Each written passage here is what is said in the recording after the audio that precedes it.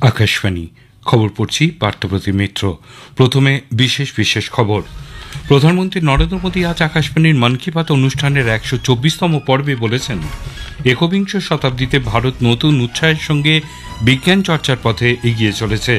শ্রী মোদী এদিন মন কি বাতে শিশুরা যেভাবে মহাকাশ বিজ্ঞান সম্পর্কে উৎসাহী হয়ে উঠছে তার প্রশংসা করেন। 2047 সালের বিকশিত ভারতের লক্ষ্য আত্মনির্ভর ভারত গঠন বলে প্রধানমন্ত্রী জানিয়েছেন। উত্তরাখণ্ডে হরিদ্বারে মনসা মন্দিরে পদপিষ্ট হয়ে কমপক্ষে 6 জনের মৃত্যু। এই ঘটনায় প্রধানমন্ত্রী গভীর শোক প্রকাশ করেছেন। বিহারে নিকাশি কর্মীদের দীর্ঘদিনের দাবি মেনে রাজ্য নিকাশি কর্মী কমিশন গঠনের কথা ঘোষণা করেছেন মুখ্যমন্ত্রী নীতিশ কুমার। আসছি বিস্তারিত খবরে। প্রধানমন্ত্রী নরেন্দ্র মোদী আকাশবাণীর মন কি বাত অনুষ্ঠানের 124তম পর্বে আজ ভারতের বিজ্ঞান চর্চার প্রতি দৃষ্টিপাত করেছেন। তিনি বলেছেন, একবিংশ শতাব্দীতে ভারত আজ নতুন উৎসাহের সঙ্গে এগিয়ে চলেছে। কিছুদিন আগে আন্তর্জাতিক কেমিস্ট্রি অলিম্পিয়াডে ভারতের সাফল্যের কথা তুলে ধরে তিনি বলেন, দেবেশ পঙ্কজ, সন্দীপ কুচি, দেবদত্ত প্রিয়দর্শী ও উজ্জ্বল কেশরী এই 4 জন দেশের নাম উল্লেখ করেছেন। অস্ট্রেলিয়ায় আন্তর্জাতিক অঙ্ক অলিম্পিয়াডে দেশের ছাত্ররা 3টি স্বর্ণপদক, 2টি রৌপ্য পদক ও 1টি ব্রোঞ্জ পদক জিতেছে। একথা উল্লেখ করে শ্রী মোদী জানিয়েছেন, আগামী মাসে মুম্বাইতে অ্যাস্ট্রোফিজিক্স অলিম্পিয়াড অনুষ্ঠিত হবে।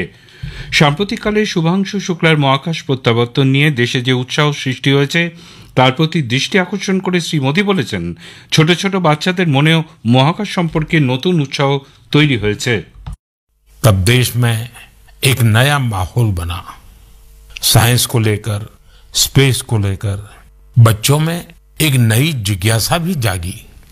अब छोटे छोटे बच्चे कहते हैं, हम भी स्पेस में जाएंगे, हम भी चांद पर उतरेंगे, स्पेस साइंटिस्ट बनेंगे। প্রধানমন্ত্রী আজ দেশের 12টি প্রাচীন দুর্গকে ইউনেস্কোর ওয়ার্ল্ড হেরিটেজ সাইটে স্বীকৃতি দেওয়ার প্রসঙ্গ উল্লেখ করে বলেছেন, প্রতিটি দুর্গের সঙ্গে ইতিহাসের এক এক অধ্যায় জুড়ে রয়েছে। শিবেনিরি দুর্গে ছত্রপতি শিবাজির জন্ম হয়েছিল।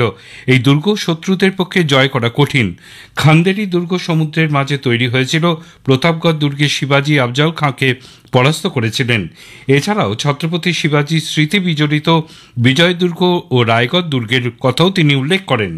প্রধানমন্ত্রী মেদিনীপুরের সুসন্তান বিপ্লবী ক্ষুদিরাম বোসের দেশের জন্য আত্মোৎসর্গের কথা শ্রদ্ধার সঙ্গে স্মরণ করেন।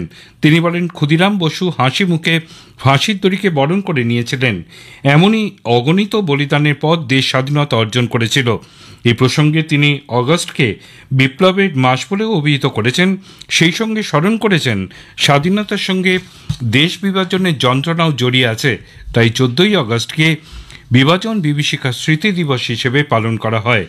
এই অগস্ট মাসে অর্থাৎ 7ই অগস্ট জাতীয় হ্যান্ডলুম দিবস পালিত হয়। এই প্রসঙ্গে তিনি মহারাষ্ট্রের পৈঠান গ্রামের কবিতা ধবলের কথাও উল্লেখ করেন।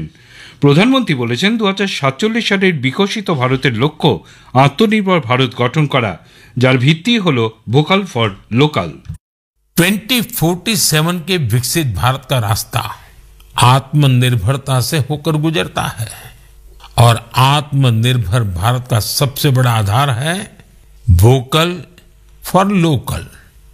जो चीजें भारत में बनी हो, जिसे बनाने में किसी भारतीय का पसीना बहा हो, वही खरीदे और वही बेचे। ये हमारा संकल्प होना चाहिए। শ্রী মোদী ওড়িশার কেউঞ্ঝর জেলার রাধাকৃষ্ণের সংকীর্তন মণ্ডলীর নাম উল্লেখ করে বলেন, এই দলটি ভক্তির সঙ্গে সঙ্গে পরিবেশ সম্পর্কেও সচেতনতা বৃদ্ধির চেষ্টা চালাচ্ছে।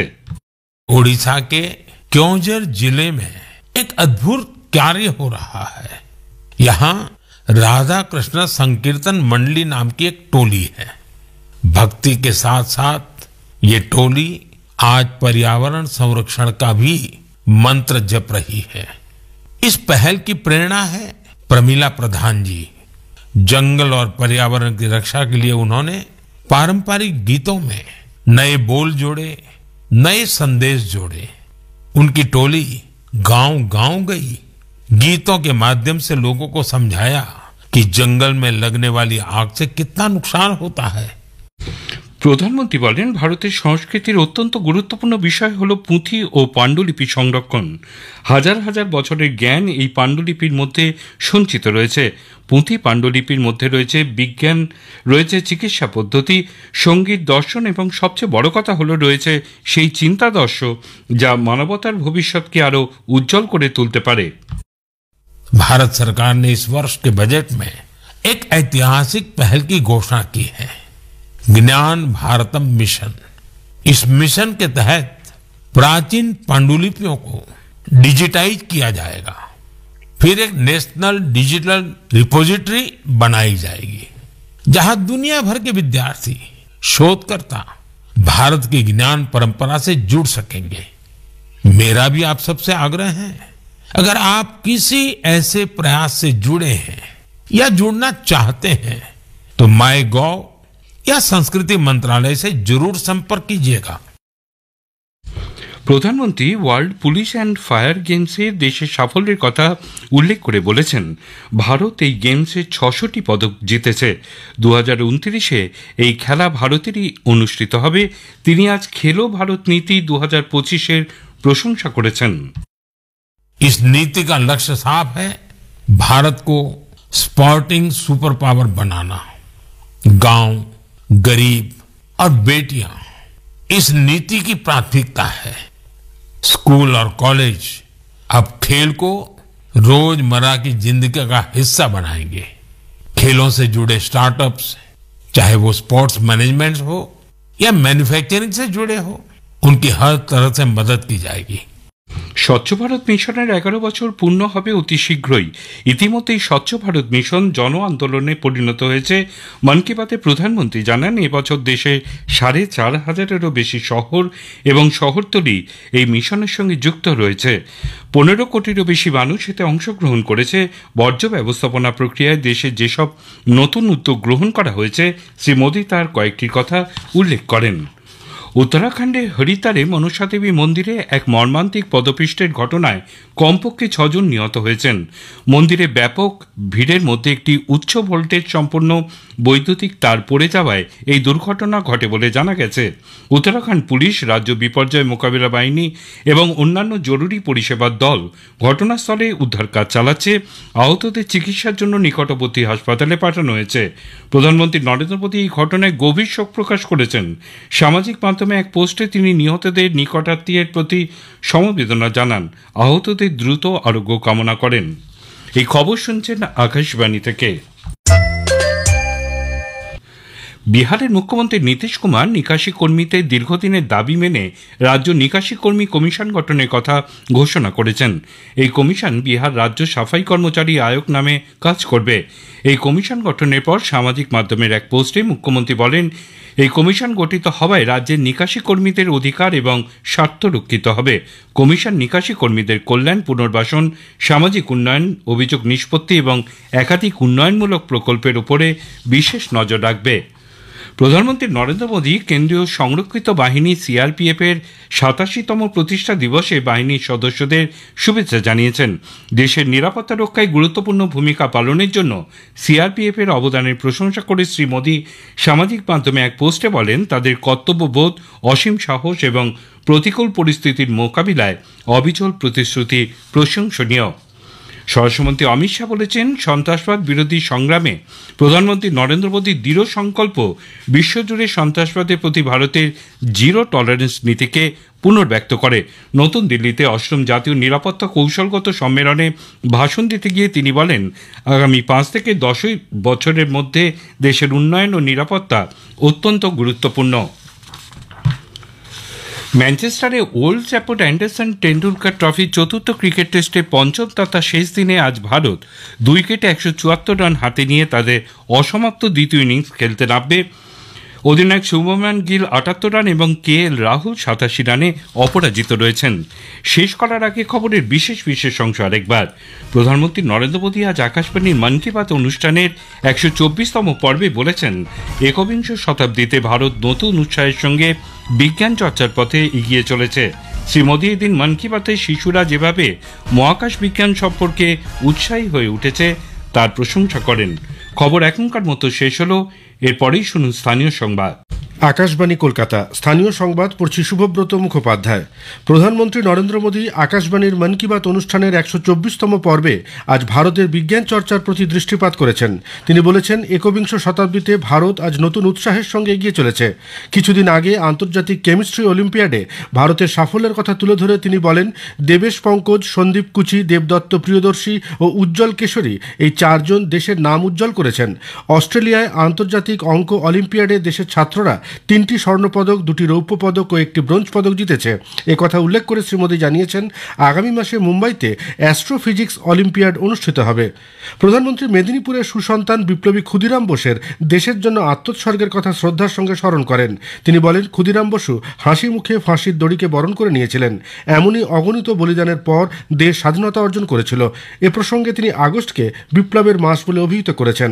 সেই সঙ্গে স্মরণ করেছেন, স্বাধীনতার সঙ্গে দেশ বিভাজনের যন্ত্রণাও জড়িয়ে আছে, তাই 14ই আগস্টকে বিভাজন বিভীষিকা স্মৃতি দিবস হিসাবে পালন করা হয়। এই আগস্ট মাসেই অর্থাৎ 7ই আগস্ট জাতীয় হ্যান্ডলুম দিবস পালিত হয়। এ প্রসঙ্গে তিনি মহারাষ্ট্রের পৈঠান গ্রামের কবিতা ধবলের কথা উল্লেখ করেছেন। প্রধানমন্ত্রী বলেছেন, 2047 সালের বিকশিত ভারতের লক্ষ্য আত্মনির্ভর ভারত গঠন করা, যার ভিত্তি হল ভোকাল ফর লোকাল। 2047 के विकसित भारत का रास्ता आत्मनिर्भरता से होकर गुजरता है और आत्मनिर्भर भारत का सबसे बड़ा आधार है वोकल फॉर लोकल। जो चीजें भारत में बनी हो, जिसे बनाने में किसी भारतीय का पसीना बहा हो, वही खरीदे और वही बेचे। ये हमारा संकल्प होना चाहिए। মন কি বাতে নরেন্দ্র মোদী মাওবাদী অধ্যুষিত এলাকায় প্রাক্তন নকশালবাদীরা কিভাবে সমাজের মূল স্রোতে যুক্ত হয়ে নতুন নতুন উদ্যোগ গড়ে তুলছেন তার উদাহরণও দিয়েছেন। স্বচ্ছ ভারত মিশনের 11 বছর পূর্ণ হবে অতি শীঘ্রই। ইতোমধ্যেই স্বচ্ছ ভারত মিশন জন আন্দোলনে পরিণত হয়েছে। মন কি বাতে প্রধানমন্ত্রী জানান, এবছর দেশের 4,500-এরও বেশি শহর এবং শহরতলি এই মিশনের সঙ্গে যুক্ত হয়েছে। 15 কোটিরও বেশি মানুষ এতে অংশগ্রহণ করেছেন। বর্জ্য ব্যবস্থাপন প্রক্রিয়ায় দেশে যেসব নতুন উদ্যোগ গ্রহণ করা হয়েছে, শ্রী মোদী তার কয়েকটি কথা উল্লেখ করেন। শ্রাবণের বাড়িধারার মাঝে দেশ আরও একবার উৎসবের রোশনাইতে সাজতে চলেছে। প্রধানমন্ত্রী মনে করিয়ে দিয়েছেন, আজ হরিয়ালি তিজ, তারপর নাগপঞ্চমী এবং রাখি বন্ধন এবং এরপরই আসছে জন্মাষ্টমী। উৎসবের এই দিনগুলিতে তিনি দেশবাসীকে শুভেচ্ছা জানান। রাষ্ট্রপতি দ্রৌপদী মুর্মু কল্যাণী এইমসের প্রথম সমাবর্তনে যোগ দিতে আগামী বুধবার 30শে জুলাই রাজ্যে আসছেন। দিল্লি থেকে বায়ুসেনার বিশেষ বিমানে করে বুধবার সকালে কলকাতা বিমানবন্দরে পৌঁছানোর পর শ্রীমতী মুর্মু হেলিকপ্টারে সরাসরি কল্যাণী যাবেন। দীক্ষান্ত ভাষণের পর বিকেলে তাঁর দক্ষিণেশ্বর মন্দিরে পুজো দিতে যাওয়ার কথা। রাজভবনে রাত্রিবাসের পর বৃহস্পতিবার বিশিষ্ট ব্যক্তিদের সঙ্গে রাষ্ট্রপতির দেখা করার কর্মসূচি রয়েছে। চলতি বর্ষার মরশুমে জুন এবং জুলাই মাসে দক্ষিণবঙ্গে বৃষ্টি হয়েছে স্বাভাবিকের থেকে বেশি। খরাপ্রবণ জেলা নামে পরিচিত পুরুলিয়া এবং বাঁকুড়াতে এবার সবথেকে বেশি বৃষ্টি হয়েছে। বাঁকুড়ায় 2 মাসে বৃষ্টির পরিমাণ 919.4 মিলিমিটার, যা স্বাভাবিকের থেকে অনেক বেশি। পুরুলিয়ায় বৃষ্টিপাতের পরিমাণ 867.2 মিলিমিটার। দক্ষিণবঙ্গের 4টি জেলায় বৃষ্টি হয়েছে স্বাভাবিকের থেকে কিছুটা বেশি। জেলাগুলি হল পূর্ব বর্ধমান, উত্তর 24 পরগনা, হাওড়া এবং কলকাতা। বাকি 10টি জেলায় স্বাভাবিক বৃষ্টি হয়েছে। অন্যদিকে উত্তরবঙ্গের 6টি জেলা দার্জিলিং, জলপাইগুড়ি, আলিপুরদুয়ার, কোচবিহার, উত্তর দিনাজপুর এবং দক্ষিণ দিনাজপুর এবং দক্ষিণবঙ্গের একমাত্র পূর্ব মেদিনীপুর জেলাতে বৃষ্টি হয়েছে স্বাভাবিকের থেকে অনেকটাই কম। ট্রেন চালকের তৎপরতায় ডুয়ার্সের রেললাইনের ওপর চলে আসা হাতির প্রাণ রক্ষা পেল। ডুয়ার্সের বাগরাকোট সেবক রেললাইনের মাঝে 72/3 পিলারের কাছে গতকাল সন্ধ্যে 6টা থেকে 6:30টার মধ্যে একটি হাতিকে রেললাইনের ওপর দাঁড়িয়ে থাকতে দেখে কাঞ্চনকন্যা এক্সপ্রেসের চালক উত্তম বড়ুয়া ও সহকারী চালক শুভজিৎ কাজী আপৎকালীন ব্রেক কষে ট্রেন থামান। এরপর হাতিটি রেললাইন থেকে নেমে জঙ্গলের পথ ধরলে ট্রেনটি গন্তব্যে রওনা দেয়। গার্ডেনরিচ থানা ও বন্দর এলাকায় পুলিশ একটি সাইবার প্রতারণা চক্রের 4 চক্রীকে গ্রেপ্তার করেছে। এদের নাম মোহাম্মদ আরিফ খান, রাজা হাতি, মোহাম্মদ আহসান আলী এবং বিকাশ কুমার। গত 18 জুলাই সোহনলাল আগরওয়াল নামে এক ব্যক্তি গার্ডেনরিচ থানায় অভিযোগ করেন, একটি বেসরকারি ব্যাংকের ভুয়ো ওয়েবসাইট খুলে ভুয়ো কাস্টমার নাম্বার দিয়ে তার মোবাইল হ্যাক করে লক্ষাধিক টাকা তুলে নেওয়া হয়েছে। গার্ডেনরিচ থানার পুলিশ ও কলকাতা পুলিশের সাইবার ক্রাইম বিভাগ যৌথভাবে তদন্ত করে ধৃতদের কাছ থেকে 39টি মোবাইল ফোন, 8টি পাওয়ার ব্যাংক, বেশ কিছু ঘড়ি, ট্যাব, ব্লুটুথ হেডফোন এবং একটি স্কুটি উদ্ধার করে। ধৃতদের সঙ্গে কুখ্যাত জামতারা গ্যাংয়ের সম্পর্ক আছে বলে মনে করা হচ্ছে। স্থানীয় সংবাদ শেষ হলো। এর পরের খবর বিকেল 5টা বেজে 10 মিনিটে।